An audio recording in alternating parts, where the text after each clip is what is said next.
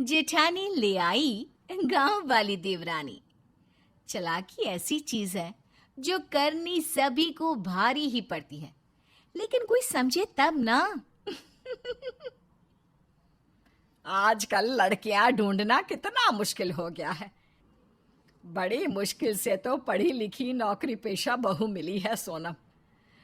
बस उसके जैसी ही एक और मिल जाती छोटे विजय के लिए। रीटा बहन की सोच थी कि बहुओं को बेटियों की तरह रखना।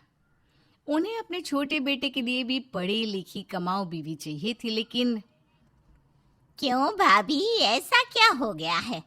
बेटे आपके सुंदर, घर आपका बड़ा, और सोच भी आपकी सास वाली भी नहीं है, तो क्यों नहीं मिलेगी बहू?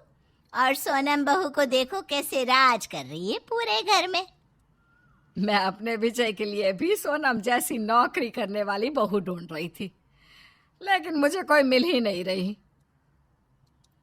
काम करने वाली बहू? लेकिन भाभी ऐसा क्यों?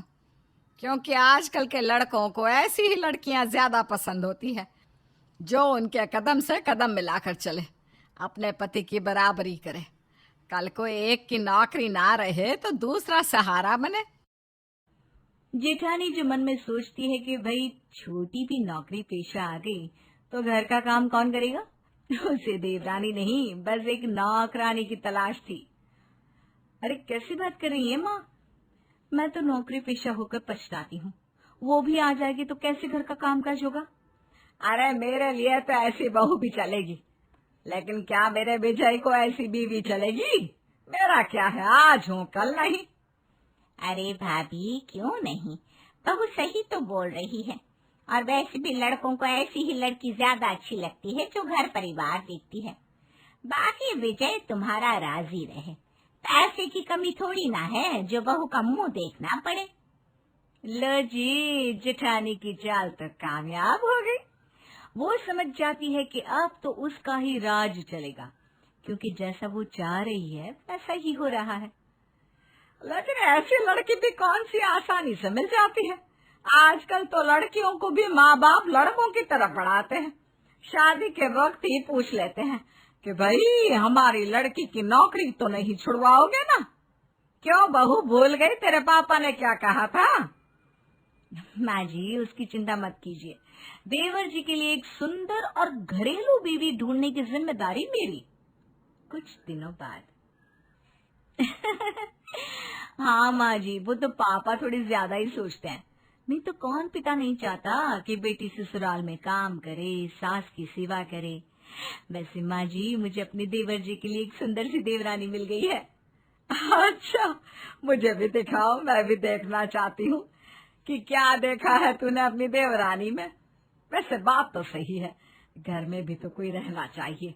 घर दिन में ना काटने को दौड़ता है। जानती हूँ माँ जी। देखिए, ये है रूपाली। ये एक छोटे से गांव से है, बहुत ही सुंदर, सुशील है, एकदम घरेलू टाइप। अरे मैंने तो सुना है कि पूरा मोहल्ला उस लड़की के गुणों की तारीफ करके नहीं थकता। अरे शादी हो गई ना देवर जी की तो राज करेंगे इसके साथ। हाँ। जेठानी सास को फोटो पकड़ा देती है। फोटो देखकर, हाँ सुंदर तो बहुत है, बाकी मिलकर ही पता लगेगा कि क्या करती है, कैसी है। और फिर विजय को भी तो पसंद होनी चाहिए ना। तो माँ जी आप कहे तो कल ही इनके घर चलते हैं, लड़की को भी देख ले और विजय भैया भी बात कर ले, और विजय भैया को मैं बता दूं। हाँ हाँ, क्यों नहीं। अब तुझे जेठानी बनना है, तू तो घर का सब जानती है, तो देख ले, जो सही लगे कर ले, ठीक है।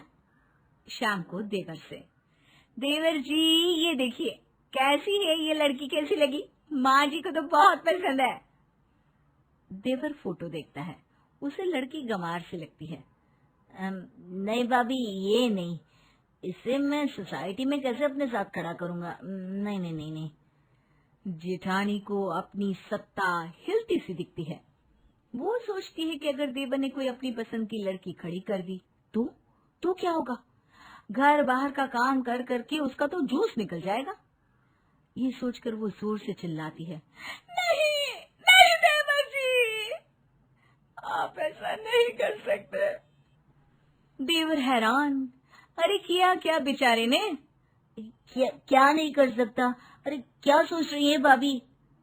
गरीब लड़की जिसने आपकी फोटो देखते ही आपको देवता माना, आपसे तो वो मन ही मन शादी भी कर चुकी है। माँ जी ने उसे ही इस घर की बहू के रूप में देखा, लेकिन आपको क्या, आप तो प्रैक्टिकल है, आप तो किसी हुस्न परी से शादी करनी है। देवर भाभी की इमोशनल ड्रामे का शिकार हो जाता है और मान जाता है शादी के लिए। ऐसे ही सब लड़की से मिलने जाते हैं और लड़की पसंद आने पर जेठानी देवर और देवरानी की शादी करवा देती है। शादी के कुछ दिनों बाद एक नंबर की गंवार। अब देखो रूपाली, मुझे जॉब के लिए देर हो रही है। एक काम कर दो मेरा, कल पहनने के लिए कुछ भी नहीं है मेरे पास। आज से ना मेरे पहनने वाले सारे कपड़े तुम धो दिया करना, ठीक है?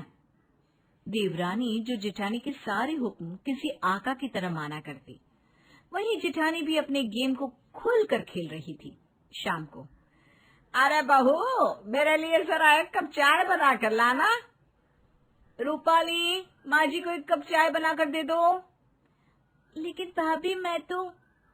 प्लीज रूपाली, मैं एक बहुत इम्पोर्टेंट काम कर रही हूँ, उसे बीच में छोड़कर नहीं जा सकती। जी ठीक है। अच्छा हुआ मैं अपने लिए एक घरेलू देवरानी ढूंढ कर लाई। अब मेरा काम बहुत आसान हो गया है।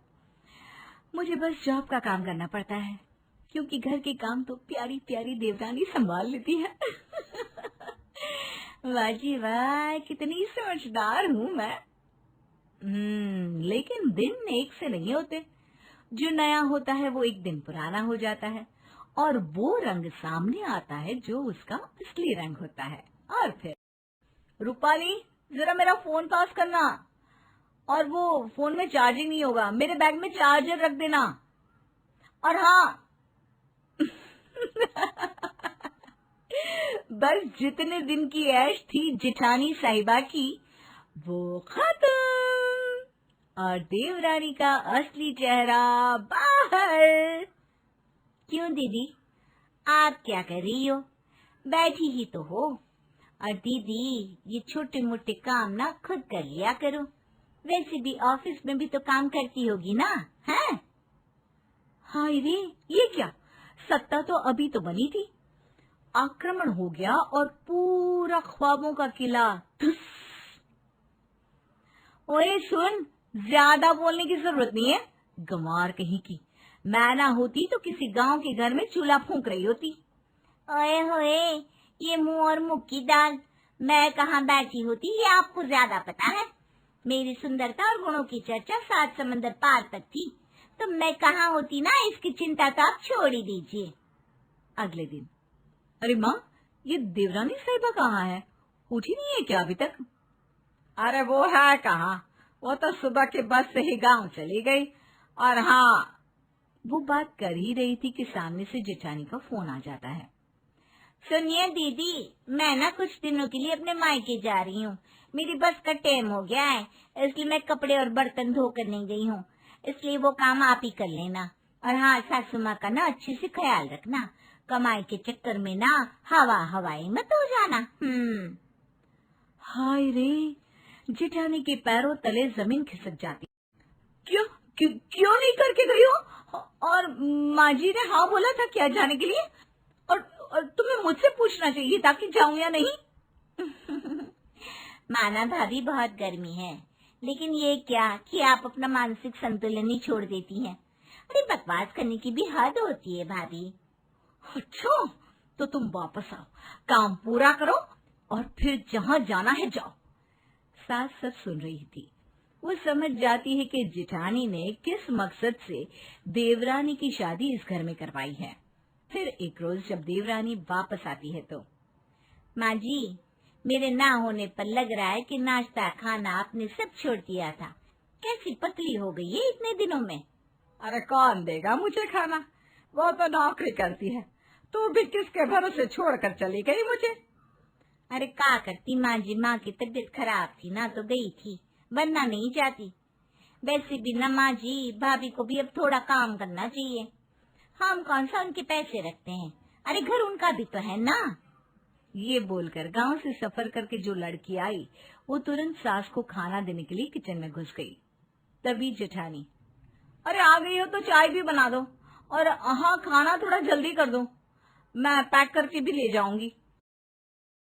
सास को गुस्सा आता है, देख बड़ी बहू, तुम दोनों ही मेरी बहुएं हो, छोटी ही काम करती रहे ये ठीक नहीं। अरे तो मैं क्या करूं, मैं कमाती हूँ, मैं घर का काम नहीं कर सकती? ये इस गंवार से करवाओ, वैसे भी घर के काम तो छोटे लोग ही करते हैं। तभी देवरानी आ जाती है।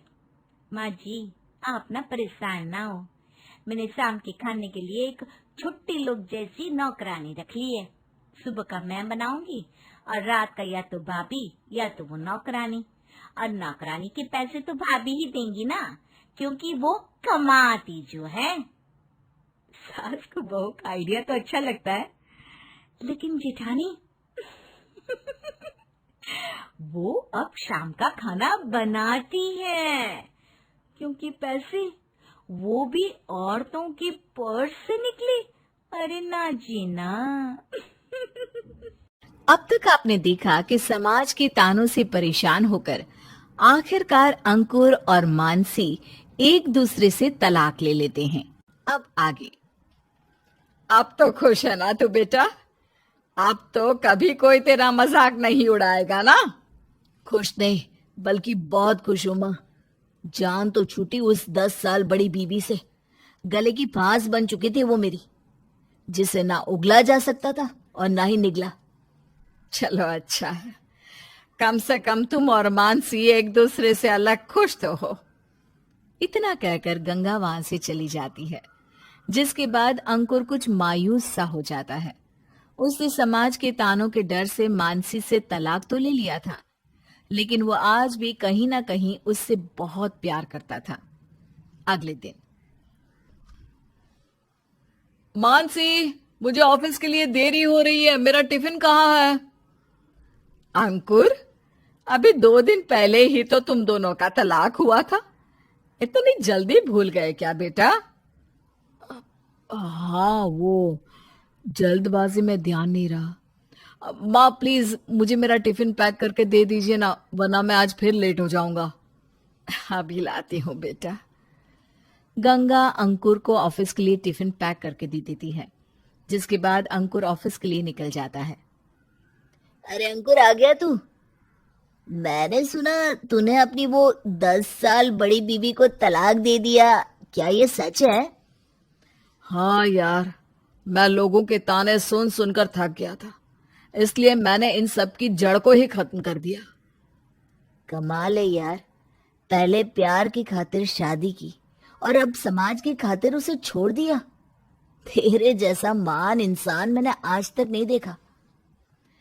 वैसे तो ने अच्छा ही किया उसे तलाक देकर, वो तेरे लायक थी भी नहीं।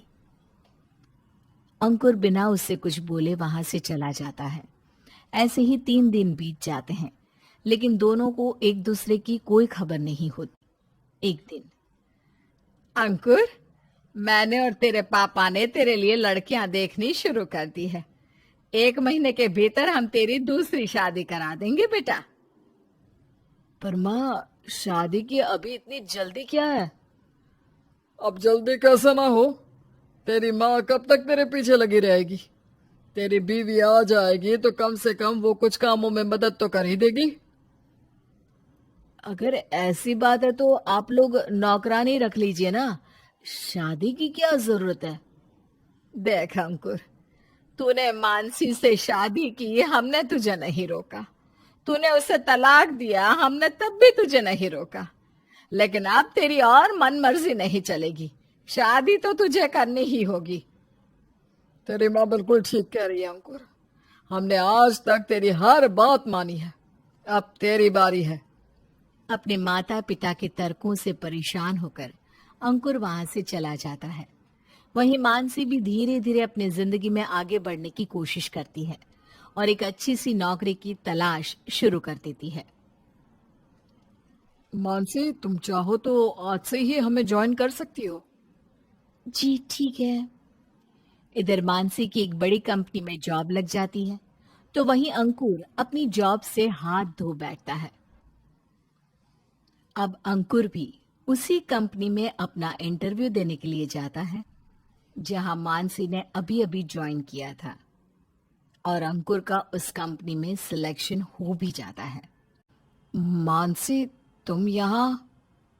मैंने कुछ दिन पहले ही ज्वाइन किया है, लेकिन तुम यहाँ कैसे?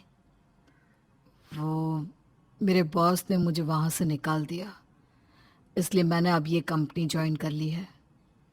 अंकुर के इतना कहने के बाद दोनों के बीच चुप्पी सच जाती है। दोनों ही एक दूसरे के गले लगकर रोना चाहते थे, अपने प्यार का इजहार करना चाहते थे, लेकिन कहीं ना कहीं समाज के वो ताने उनके बढ़ते कदमों को रोक देते थे। मानसी, तुम यहाँ क्या कर रही हो? लंच टाइम हो गया है, चलो मेरे साथ, हम साथ में लंच करते हैं। ध्रुव की बात सुनकर अंकुर तिलमिला जाता है। वो झट से मानसी का हाथ पकड़ लेता है। मानसी मेरे साथ लंच करेगी, तुम जो कोई भी हो जा सकते हो यहाँ से। मानसी कौन है ये? तुम जानती हो क्या इसे? मैं मानसी का पति हूं। क्या? मानसी, तुमने तो बताया ही नहीं इसके बारे में। वो अब हमारा तलाक हो चुका है।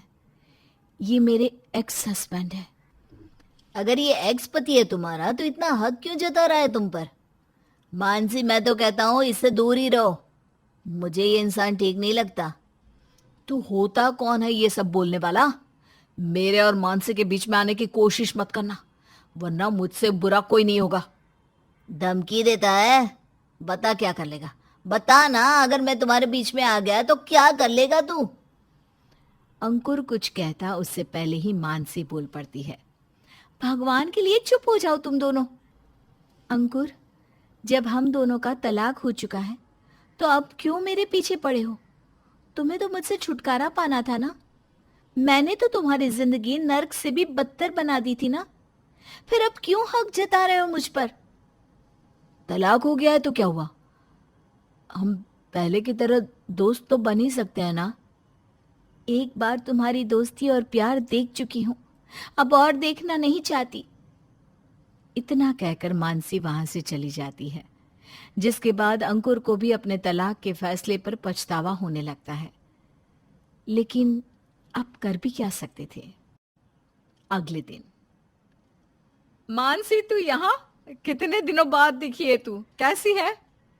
मैं ठीक हूँ, तुम सब लोग कैसे हो? इतने में वहां अंकुर भी पहुंच जाता है और चुपचाप उन लोगों की बातें सुनने लगता है। हम सब तो ठीक है, लेकिन तू ये बता कि तेरा मंगलसूत्र कहाँ है? हाँ, और तूने सिंदूर भी नहीं लगाया। सब ठीक तो है ना मानसी? वो मैंने और अंकुर ने तलाक ले लिया है, अब हम पति पत्नी नहीं रहे।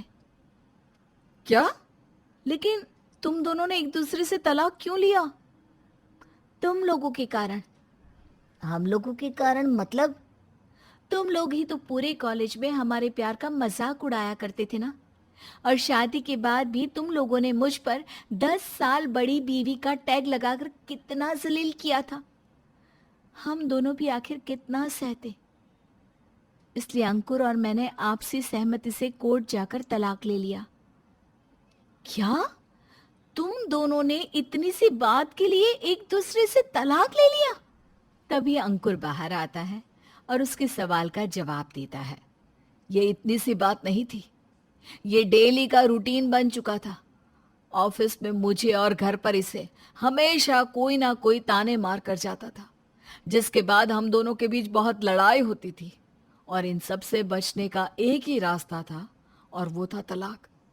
हद करते हो यार तुम दोनों। जब प्यार करते थे उस समय तो समाज के बारे में नहीं सोचा, शादी के समय भी नहीं सोचा, फिर अब क्यों? माना कि हम लोगों ने भी तुम्हारी बहुत खिल्ली उड़ाई है, लेकिन हमें नहीं पता था कि बात यहाँ तक पहुँच जाएगी। तुम लोगों ने बहुत गलत किया।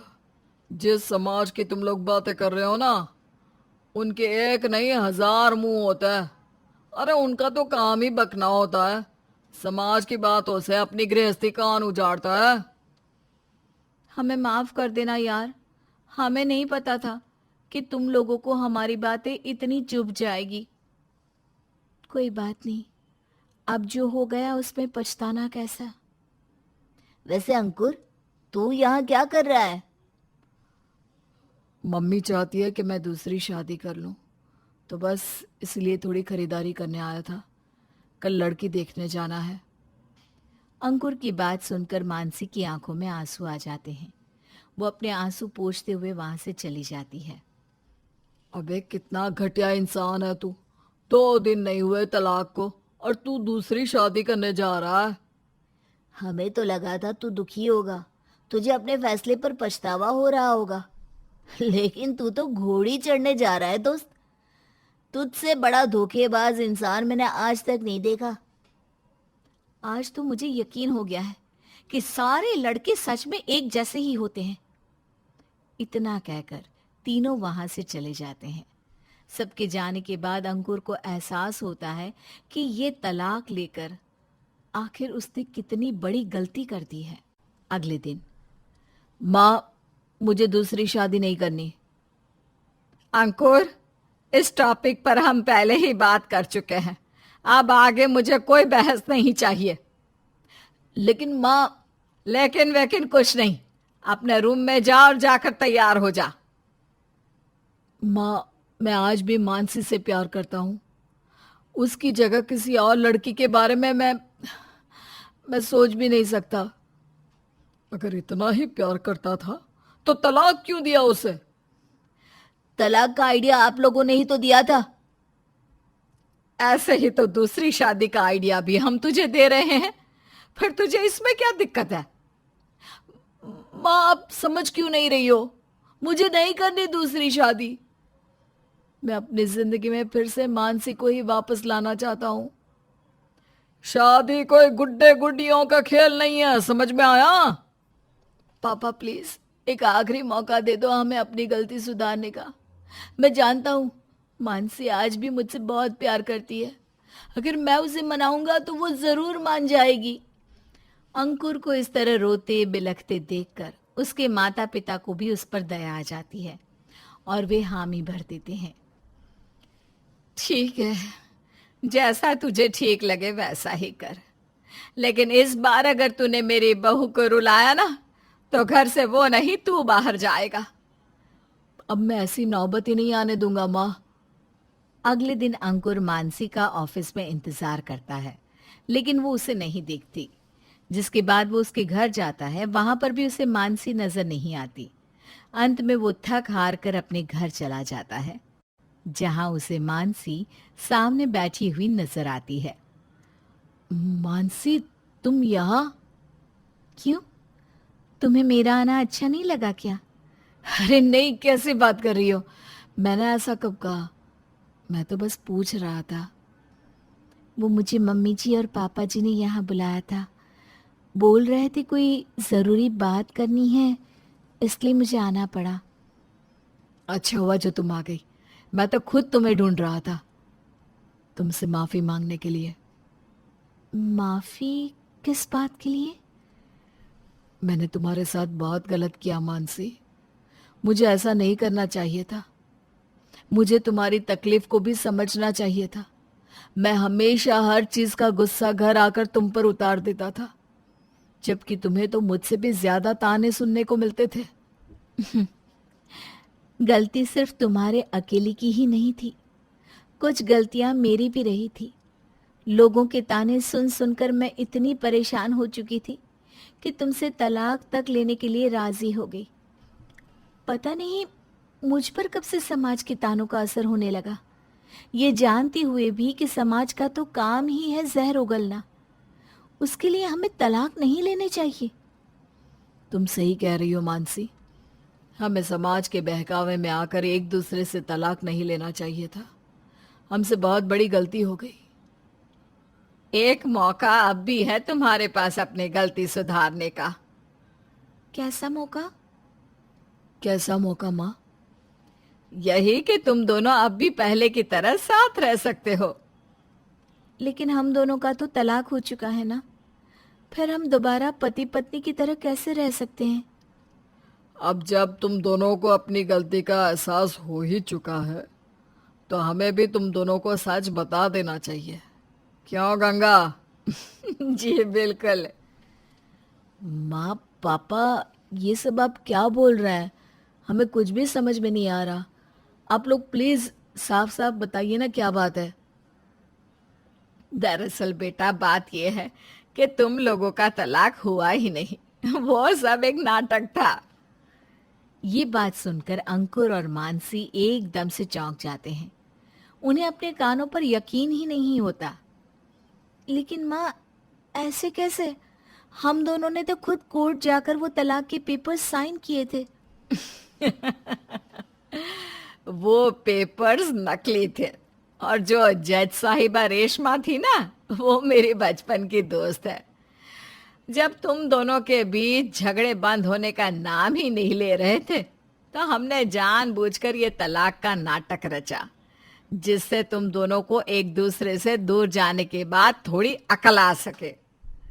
गंगा के मुंह से सारी बातें सुनने के बाद मानसी और अंकुर खुशी से झूम उठते हैं और अब दोनों बिना समाज की परवाह किए खुशी खुशी साथ रहने लगते हैं। देखो ममता, मैं आज ऑफिस जाने के मूड में नहीं हूँ। किसी का फोन आया ऑफिस से तो बोल देना कि मैं घर पर नहीं हूँ, किसी जरूरी काम से गांव गया हूँ। ठीक है, मैं चला सोने, बाकी मैं संभाल लूंगा। ममता बेचारी, जैसा नाम वैसा ही नेचर। ना कभी झूठ बोला, ना फरेब, ना किसी से चालाकी की, ना किसी की पंचायत। सुन लेती है पति की बात और फिर कुछ देर बाद फोन आता है। हेलो, कौन? मैं सुनील का बॉस बोल रहा हूँ। दफ्तर में इतना काम पड़ा है, अभी तक ऑफिस नहीं आया। वो क्या कर रहा है? फोन दीजिए उसे। जी वो तो सो रहे हैं। कह रहे हैं कि आज गर्मी बहुत है तो घर के मजे लेंगे। बॉस को बीवी की बात पर गुस्सा आ जाता है। तो उसे बोल दीजिएगा कि अब घर में गर्मी के ही मजे ले, कोई जरूरत नहीं है यहाँ आने की। ये बोलकर बॉस फोन रख देता है। ममता सारी बात सुनील को बता देती है। न जाने किस बेवकूफ से पाला पड़ा है, समझ नहीं आता। तुम्हारे कारण मेरी नौकरी चली गई। अरे झूठ बोलने में क्या जा रहा था तुम्हारा? ममता को समझ में नहीं आ रहा था कि उसकी खता क्या थी। अरे जो है वही तो बोला। फिर एक रोज, बहू, अरे बहू, कहाँ है तेरा पति? इस महीने घर के खर्चे के पैसे भी नहीं भेजे। क्यों, माँ बाप की फिक्र खत्म हो गई है क्या उसे? पाए लागू माँ जी। वो ये बोल रही थी कि माँ को क्या है, घर का राशन, खेत का पैसा, मवेशी का दूध, फिर भी न जाने क्यों मेरे सर पर भार देकर बैठी है। तभी सुनील ममता के मुंह पर हाथ रख देता है। क्या रे कलमुँह है, हटा बहू के मुंह से हाथ। अरे क्या क्या बोलता है तू? वो तो इसकी झूठ बोलने की आदत नहीं है, इसलिए पता चल रहा है। देख मेरी सास कितनी शरीफ है। हाँ, तेरी माँ तो मोहल्ले की बदमाश है ना, और तेरी सास शरीफ है। बेटा ममता को देखता है और गुस्से से बोलता है। अब खड़ी खड़ी देख क्या रही हो? और भी कुछ कहना है क्या? माँ आई है ना, जाकर छाछ ले आ ठंडी वाली। ममता अंदर चली जाती है। माँ, इसके सच बोलने की आदत के कारण मेरी नौकरी जाते जाते रह गई। वो तो मैंने अगले दिन जाकर पैर पकड़ लिए मालिक के, नहीं तो। सब जानता है बहू की आदत नहीं है झूठ बोलने की, तो तू शांत क्यों नहीं रहता? क्यों उसे झूठ बोलने को बोलता है? फिर एक रोज, बहू, जा अपनी पड़ोसन के पास और उससे बोल कि वो लाल वाली साड़ी जो उसने नए साल की पार्टी में पहनी थी, तुझे वो चाहिए। ना माँ जी, मुझे नहीं चाहिए। वैसे भी कल जिस शादी में जाना है ना, वहां के लिए तो मेरे पास काली साड़ी है। सास सर पर हाथ रखकर, अरे बुद्धू, मुझे चाहिए साड़ी। वैसे भी तुम लोगों में तो साड़ी का लेन देन चलता है ना, तेरी भी तो उसने पहनी थी ना। हाँ माँ जी, वो क्या है ना, हम दोनों के कपड़े एक दूसरे को आ जाते हैं। मैं ले आती हूँ आपके लिए साड़ी। बहू पड़ोसन के पास जाती है। कैसी हो निर्मला, तेरी लाल साड़ी चाहिए थी। क्यों, तू तो बोल रही थी कि तेरे पास काली वाली साड़ी है, तू वही पहनेगी, फिर लाल का क्या करेगी?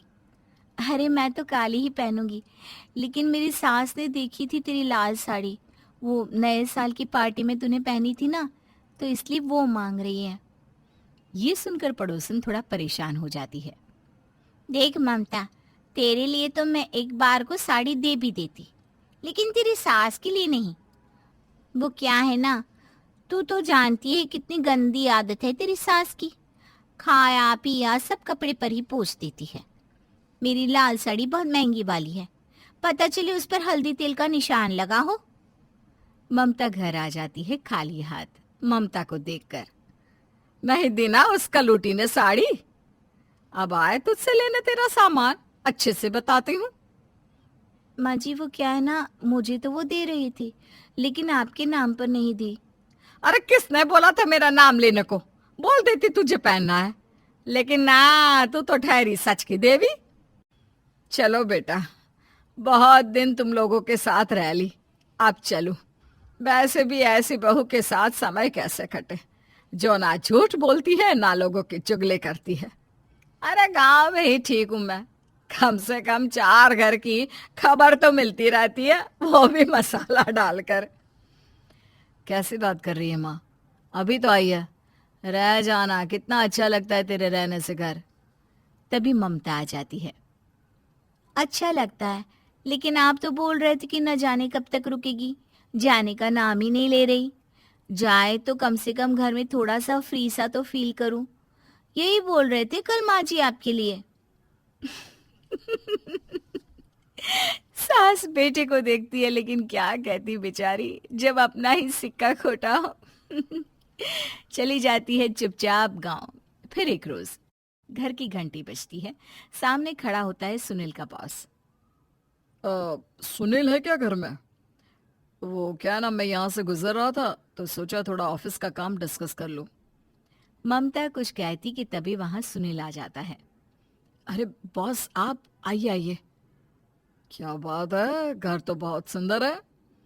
वैसे भाभी जी, आपकी खूब बातें सुनी है कि आप कभी झूठ नहीं बोलती।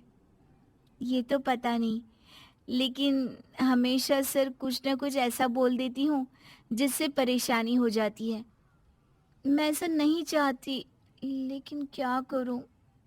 खैर, बॉस कुछ देर रुकता है, काम की बात होती है। ममता के साथ सब चाय पीते हैं और जैसे ही बॉस जाने को मुड़ता है कि क्या जी, कितने नेक इंसान हैं, फालतू ही आप खड़ूस और निकम्मा बोलते हैं इन बॉस को। अब क्या, बॉस के कान तक खुद के लिए अनमोल वचन पड़ जाते हैं और फिर ओह, तो ये बात है, और क्या कहता है ये? अरे बॉस, आप भी किसकी बात पर विश्वास कर रहे हैं? अरे इससे तो ये भी नहीं पता कि आलू प्याज कहाँ रखा है। अरे ये क्या जाने क्या बोलना है क्या नहीं बोलना है। मतलब जो मुंह में आ रहा है बोले जा रहा है। भाभी जी आप बताइए। नहीं नहीं बॉस, लग रहा है कि कुछ गलत बोल गई मैं। वैसे ये सिर्फ इतना ही बोलते हैं कि आप में कोई टैलेंट है ही नहीं, आपकी नौकरी इन्हीं के कारण तो बची हुई है। अरे बस कर ले अम्मा, अब क्या करवा कर मानेगी, बड़ी मुश्किल से तो नौकरी बची थी मेरी। सही कहा, बची थी, लेकिन अब निकल गई। तेरे टैलेंट के भरोसे चल रही है ना मेरी नौकरी, अब देख तू। अच्छा, तो आप भी यही मानते हैं? वैसे ये बात तो है, सुनील काफी टैलेंटेड है। बस चला जाता है। सुनील सर पकड़कर बैठ जाता है। माना सच बोलना एक अच्छी आदत है, लेकिन ममता आज का समय ऐसा नहीं है। तुझे थोड़ा सा समाज को देखकर खुद को बदलना होगा, समझी?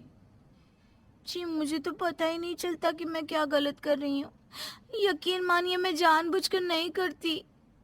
सुनील सोच लेता है कि वो किसी न किसी तरह अपनी बीवी के इस भोलेपन का इलाज करके रहेगा, लेकिन सवाल ये है कि कैसे का जवाब अब मिल जाता है। और फिर एक रोज ममता की माँ आती है। ममता, तुझे तो पता है तेरे पापा का काम ठीक नहीं चल रहा है, कुछ पैसों की जरूरत थी, तेरे पास हो तो मदद करते बेटा। ममता माँ को घर खर्चे से बचाए पैसे दे देती है। पैसे देने के बाद सुनील आ जाता है। अरे सासू माँ, आज यहाँ कैसे आना हुआ? नहीं बेटा, वो ममता की याद आ रही थी ना तो आ गई। वो क्या है ना, पता है पापा का काम ठीक नहीं चल रहा है, तो माँ कुछ पैसे लेने आई थी। क्यों? यहाँ क्या पैसे का पेड़ उगा है? अरे कौन सी माँ अपनी बेटी के ससुराल का खाती है? कोई जरूरत नहीं है पैसे देने की। वापस कर दो माँ जी पैसे और निकलो यहाँ से। आगे से यहाँ पैसे लेने नहीं आना। सुनील ये बोलकर निकल जाता है। उसके जाने के बाद, बेटा ममता, तूने मेरी बेइज्जती कराने के लिए यहाँ बुलाया था क्या? अरे छोटा सा झूठ बोल देती तो तेरी माँ की इज्जत बच जाती, लेकिन चलती हूँ मैं। सास बाहर जाकर बाहर खड़े सुनील से कहती है, तेरे कहने पर बेटा हमने ये नाटक तो खेल लिया, लेकिन उसका क्या असर होता है ये नहीं पता। थोड़ी देर बाद सुनील घर आता है। देखिए, मुझे मेरी गलती का एहसास हो गया है। मैं समझ गई हूँ कि सच कितना सच होता है और उसकी कीमत आज के समय में बहुत बड़ी है। माफ करना, मैं आज से सच कभी नहीं बोलूंगी। क्या? कभी नहीं? फिर क्या, दोनों मियाँ बीवी खुश रहने लगते हैं, क्योंकि बीवी को थोड़े से झूठ की आदत हो जाती है।